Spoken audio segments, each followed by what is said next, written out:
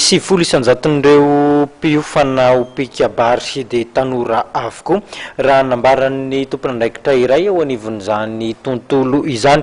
Nahitana taratra izay mihitsy aza moa ny andiany farany voaka ny alarobia lasa teo. Ny 70 isanjaton'ireo olona liana amin'ny fianarana miantsa ny kabary dia saika tanora avokoa raha ny nambarany fikambanana Apinga, fikambanana izay misehatra amin'ny fampiroboroboana ny soatoavany malagasy ary mampiofana ny kabary ihany koa. Isany amin'izany Lalaina Ramarjaona izay manapikasana ny anao ny kabary ho antonasany mihitsy. Izy raha teo moa no mpianatra mendrika indrindra tamin'ny andian'ny mpiofana pikabary ny salotra ny anarana Fanilo izay nivoaka omaly teto alarobia. Ny fikambanana Apinga no namolavola azy ireo sy nampiofana azy ireo mahakasika ireo karazan-kabary ampiasaina amin'ny lanonana samihafa miseho amin'ny fiainana zanak'olombelona ka naharitra 8 volana ny varetany. Mitotaly 9 mandrafitra ny Indemira Fanilo izay andiany faefatra navoaka ny fikambanana.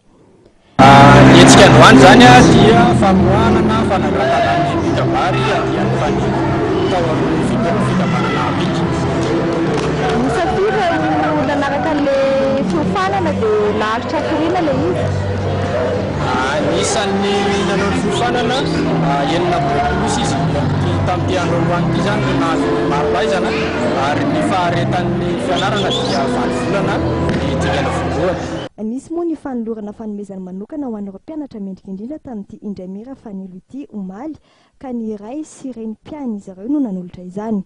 Marina fa ny fikambanana Apinga dia manana tanjona ny ampiroborobo ny soatoavana malagasy amin'ny alalan'ny fanapareana ny kabary.